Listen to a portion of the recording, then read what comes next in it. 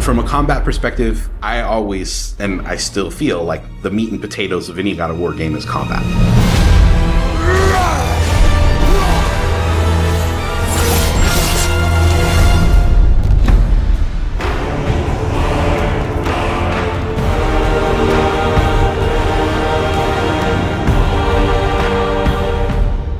My name is Roberto Clemente, and all my friends call me Bert. I'm a senior combat animator here at Sony Santa Monica. My name is Kim Nguyen, and I'm a gameplay animator. Hi, I'm Sabra, and I'm a senior VFX artist on God of War Ragnarök. My name is Grace Pan, and I'm a gameplay animator in God of War Ragnarök. Hi, I'm Stephen OYARIJIVBIE, combat designer on God of War. And I create interesting and memorable creatures that players like to attack and defend against. As an animator, you gave life to characters. You make them move, you gave them personalities, you gave them weight.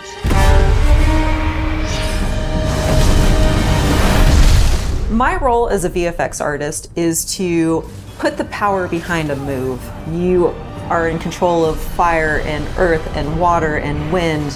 Whether you are throwing your axe or on the receiving end of an enemy's spell, VFX is what really gives the movement and the danger to every move that a character or enemy makes.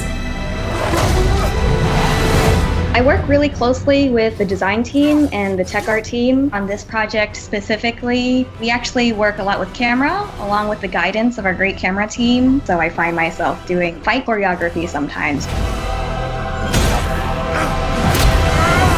One of the most challenging parts about being a combat designer isn't the technical implementation of creating a creature, but it's really navigating that line between frustrating and engaging.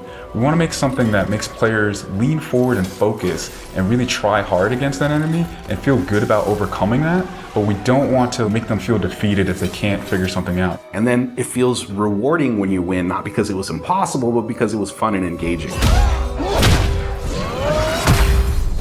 After the last game, we've heard the community cry out for more mini-bosses, bigger creatures, and enemy variety, and this time we really leaned into that. So in God of War Ragnarök, you're going to be traveling to all 9 realms, and each realm is going to have like its own theme of enemies that are very unique to that space. For example, in Alfheim, we're familiar with the Dark Elves, but this time around we're going to be fighting the Light Elves, such as the Light Elf Warrior. One of the key learnings from the last God of War game is we don't have to think about the camera and how close combat is going to feel. We already have that knowledge, so we can build upon the close camera that we have, and we can iterate on enemies, creating more interesting scenarios. In the last game, Atreus was just starting to fight alongside Kratos, and he was learning from the master tactician. So in this game, he's trying to prove himself a little bit more, and we built upon those mechanics with him. The previous God of War, Atreus was still a kid, right? So he has a lot of dependency on his father. And for this game, you will see Atreus moving more independently on his own as a companion. In regards to VFX for Kratos, I think what the players really love is the powerfulness of it. When you are playing as Kratos, you really do feel like the God of War. And moving into Ragnarok, we want to really make something bigger, make it stronger, make it more of a spectacle. You want them to be like, oh my gosh, I didn't know that the Blades of Chaos could get even better, but look at that. So as Kratos gets more powerful, he's going to have access to newer combos and newer abilities that will increase the combat depth of each weapon. For the Blades, one of the moves that I've really enjoyed from previous God of Wars is the combat grapple, and we're going to be bringing that with a new twist.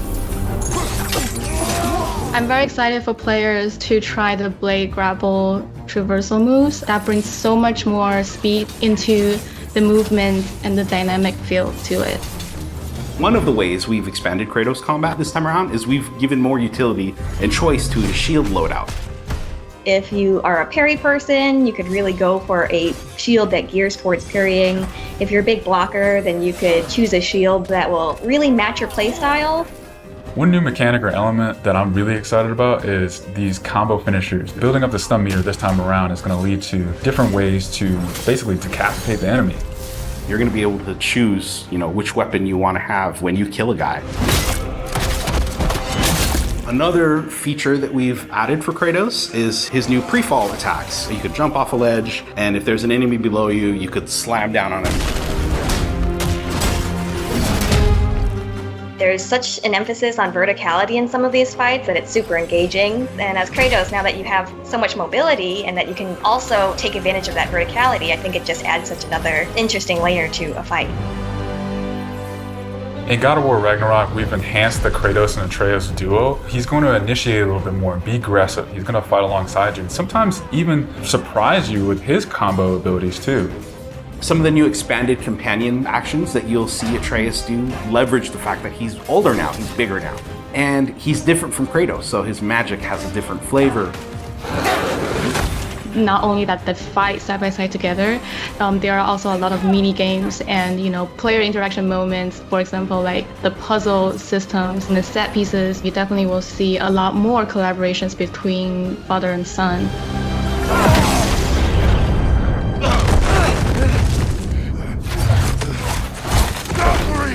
Odin must have sent them!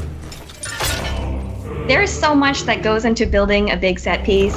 You basically iterate and iterate and iterate, and it takes testing and just seeing what works to really figure out the personality of something. Basically, every department gives it their all to make things really spectacular. There were a lot of different times that I would look back at God of War games just through the ages before 2018. There were so many amazing, huge boss fights and set pieces that it was a huge inspiration for me on my time on this project.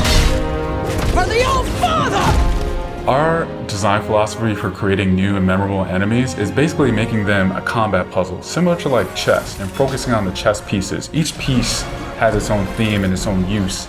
You need to be able to see what's happening in an instant and be able to react as the player. There's a couple of different ways that we go into making an attack very readable for the player. Sometimes we add a signature audio cue, or we'll add the different rings, such as what we did in the last game, that lets you know that this attack is unblockable, you need to dodge it. There's so many different ways that VFX really helps not just show what an enemy is about to do, but show who the enemy really is.